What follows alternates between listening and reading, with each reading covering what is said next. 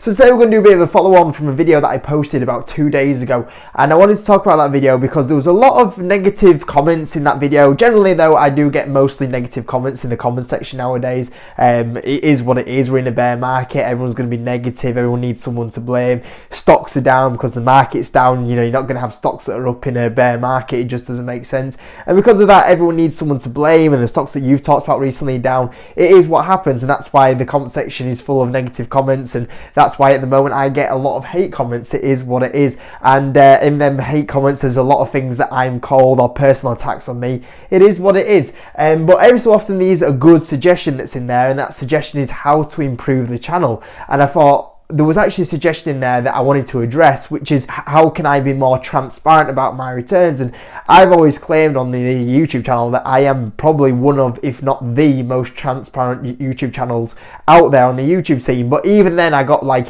can you do more? And there's always going to be that element of, can you do more to be more transparent? And there's always ways that you can be more transparent about it. You know, the ultimate way would be just to show everything in your accounts. Go on your bank account. This is how much I've got in my bank account. This is what my mortgage is every month. These are all my outgoings. This is where I went for tea on Tuesday night. There's always a point where you can always go a little bit further, but there's always the element of, there's some stuff that you want to keep off the internet. You can see in the comment section there's some horrible people out there. Why would you want to know every detail of your personal life? And there's always that thing that you kind of got to consider out there, that's, I've actually realised that in the last few months there's a few things that I've said on here that people have then used in my personal life to attack me, which I've not ever disclosed on the YouTube channel or anywhere else, but that has happened, and it has made me go, I've really got to be careful what I do talk about on the internet side of it. But I thought we'd actually go through the transparency in if I can tell the truth more, or am I being a liar about what I'm doing on the YouTube scene, and in fact is everything that I'm talking about a complete lie, which I've been accused of previously. So we'll go through this, what was suggested a while ago, which was, can I be more transparent, or am I potentially lying about all these investments that I'm making into the stock market? So first of all, I thought, let's talk about buying and selling. So first of all, I talk about stock markets, stock market investing. I basically been talking about stock market investing and what I've been buying and selling on the YouTube scene since 2017. So you can go back to 2017 and see what stocks I've been buying in 2017, 18, 19, 20, 21, 22, 23. So over that period of time, you've been able to see if the stocks I've talked about have turned out to be good investments or bad investments. And I would argue that when you look at most of my stocks, a lot of them have done really well. Without doubt, there's a few stocks at the moment that are down, and why are they down? We are in a bear market, so you are going to have stocks down in the bear market. That totally makes sense. And these some stocks that are down at the moment, but 12 months ago were at incredible 52-week highs, but for some reason we only take the stock price where it is right now, and this is the time that ultimately sums up that this company's a bad investment, even though it was clearly a good investment a few years ago when it was 52-week highs, or potentially in the future when it's a long-term investment, if it turns out to be a positive investment, it's a good investment and it does really well. So clearly, ultimately, everyone's kind of judging stock prices where they are right now, and even though you can do many years of really good for free, you know, suggestions on provide this all this information out there on the YouTube channel for free, you can ultimately get judged off one bad year, and 2022 was a year that I'll openly admit it was a terrible year. It was a bear market, and because of being a bear market, as I would expect, I got punished in the bear market. I would not expect to outperform in a bear market. But when you look at the other years, I would suggest that everything's been quite well, going quite well. And the big thing is we are transparent about what we're buying and selling on here. It's quite hard. It's quite hard to be open. You are open for criticism when you're posting yourself on the internet and going, these are my stock picks. Go on, judge me. You know, no one else has to do that. You know, it's a total different place, and I have to be aware that you are ultimately going to get judged off them picks because you are putting them on the internet. But when I feel like, you know, when you look at the moment, everyone's kind of judging off what has happened in the last year, even though you can do, you know, you're only as good as your last game. You can have, you know, six great seasons, and then you have one bad game, and everyone judges you off that one. It is what it is, and there is that element that goes on. But the big thing you got to be aware of is that the ultimate challenge is that this isn't a finance channel where it's very easy. You know, there's so many finance channels out there which goes, oh, this is the ISA to use. Or did you see this change to the ISA regulations? You're just covering the news, basically, what's going on in the finance space, or what is the benefit of doing this or doing that in the finance space, is basic information and knowledge. You know, this is quite hard stuff where you're actually talking about can these investments go up to making money? And it is really challenging to do. And when you do look at this at the moment, you know, I am putting myself out there talking about what I'm buying and selling, and I feel like in the last few years I've done a pretty good job of that. And also, am I transparent about what I'm buying and selling? Well, I think so. Every single buy that I've ever posted, I've not hidden it behind a paywall. Granted, I have the Patreon, which the Patreon do get early access to that information, but the buy-in is publicly always out there. Obviously the Patreon is there because it is an exclusive content as well, but also early access to the buys, and I think that's worth the £5 a month. And at the end of the day, the YouTube side of it and the time I commit to the YouTube side of it only works out with something like £3 an hour. So, you know, if it wasn't for the Patreon, I wouldn't do YouTube videos 5 days a week. So you got to also weigh up that odds. You know, the people that support the channel are through the Patreon, and without the Patreon, we wouldn't have 5 YouTube videos a week and the 2 exclusive videos a week. We do 7 videos a week. Without the Patreon, we probably wouldn't have them 2 exclusive videos a week. We wouldn't have the YouTube. We probably only do 1 video a week. So hey, you got to weigh up them options. And also selling. Every stock that I sell has always been publicly posted on the YouTube side of it. I have never hidden something when I've sold it or quietly sold it out of the background. You know, there's so many YouTubers out there that talk about these stocks and potentially they sell out something quietly in the background, never mention it again, hope no one knows about it or remembers that stock.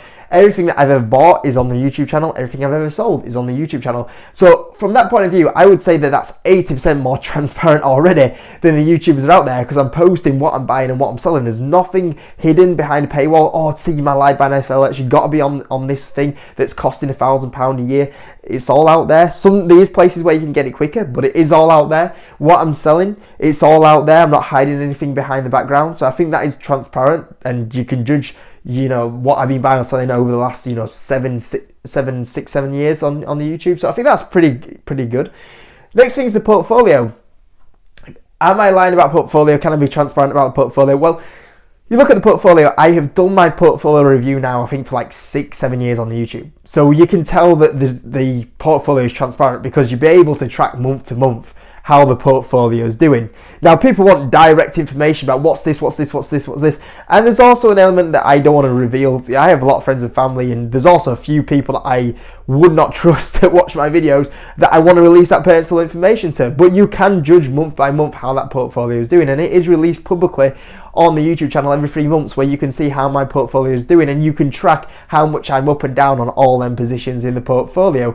Now, that did actually used to be every month on the YouTube channel, but it was my worst viewed video of the month. So even though people want me to do some more transparency, when I am being more transparent, the views actually go down on it. So I've also got to weigh that up. From my point of view, do I want to be making time and doing content on video that's my worst viewing video of the month? And that's why it's every 3 months on the YouTube channel. And if you do want it every month, you can get it on the Patreon. So I think that also adds a lot of credibility, that you can also follow what I'm buying and what I am selling, and I always release what I'm doing. And also you can follow my portfolio, how it's going every 3 months, or if you even want it more up to date, you can get it on the Patreon. So I think that's an element that a lot of YouTubers will not reveal the whole portfolio. The amount of YouTubers now that used to talk about what they're buying and selling and then don't talk about them anymore, never mind show what their actual portfolio is in a bear market, I think that also offers quite a lot of transparency. The next thing is, can I create something that actually tracks to the S&P 500? That's something that I've wanted to do, and a lot of you guys want to see, is that the S&P 500 is the benchmark. We want to know, can I beat the S&P 500? There's no point me doing individual investing if I might as well just save all my time and put it in the index. And that's what a lot of people have always want to see. Can I beat the index? And I 100% agree with that. That's one of the criticism, also not criticisms, that's the wrong word. It's one of the sometimes it was used as a criticism that I can't beat the index.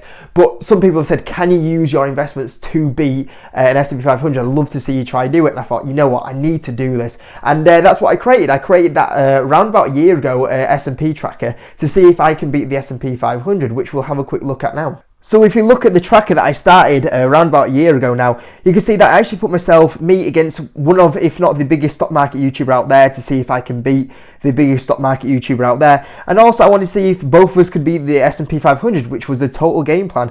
And you'll be able to see here that my average return since that time frame has been positive 6% compared to the S&P's negative 3%, and I have been beating the market by 10%, which is great. That's absolutely fantastic. That's incredible, actually.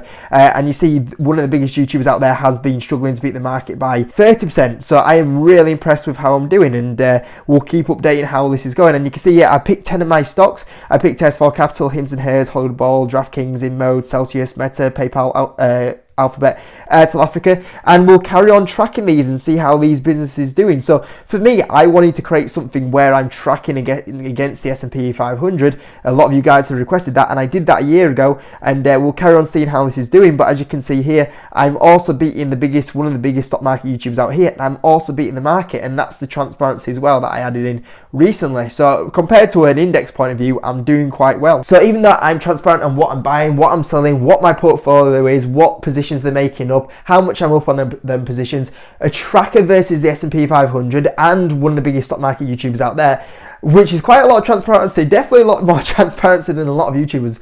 The new suggestion is, can I create a history of investing, and not just to track me picking my stocks a year ago and trying to beat the S&P 500, all of my history investing compared to the market. So this is the latest suggestion that I've got to try and create more transparency on what I've already tried to build up here. So I've tried to do as much as I can, but this is very tricky because I've got to go back many years, and at the moment, my broker does not offer. I have two brokers that I use. I use two brokers, and both of them don't offer my history of transactions and gains and comparing that to the market and have I beaten the market. So there's no easy option to do that. If there was a broker that was able to do that, obviously that would be a lot easier. So I would have to get all the data from this and put that into a spreadsheet and then create a tracker to do that and then update that on a regular basis. So it is and add the dividends in as well, which is a ton of work to go through. It's many hours of work, and to create it all would take a very long time. And to be honest with you, I don't even think it'd be something that I would be able to create. I would have to go somewhere external from it to create it. So when you consider the impact of the cost of me to do it, the time it's going to take me to go through every single investment over the years to create that, and then also regularly update that as well, it is very time consuming and expensive. And I think people do forget that this is just a bit of fun for me. I have a full-time job to do at the same time as well as doing all this, and I think people sometimes need to have a reality check of how much I can actually do as a retail investor that puts this on the YouTube side of it. So as good as a suggestion it is, and as much as it would be good to have something like that, I feel like the transparency I'm already putting out there is incredible, and that one to add in would be very hard to manage and time consuming and expense to do that, which is a bit of a tricky one to add in. If I can think of an alternative that makes it easier from an expense and time point of view, I will do. But I think the suggestion of adding a tracker in and trying to beat the S&P 500 was a very good addition a year ago. But as far as I go, I would argue that I am in the top 10% of transparent creators out there at the moment. And unless I can think of something that is very, like, this was quite easy to do. In fact, I don't want to take credit for it too much because I didn't even create it. It was Matty that created it. That wasn't too bad of an issue to create, but this would be something tricky. So I'll see if there's something I can add in to potentially add even more transparency into it. But at the moment, I'd say I'm pretty transparent, and I'm pretty proud of the transparency that I built up on the YouTube channel, and the many years that I've put into showing the picks that I've been buying and selling and how that's all worked out. And yeah, I think it's all doing very well. And like I said, I would say the reason why I'm getting more suggestions like this and the criticism at the moment is because we're in a bear market and everyone's a little bit frustrated and throwing things around at the moment. And as you've seen, so many other YouTubers have had so much negativity and hate thrown them that they've gone, this is enough for me.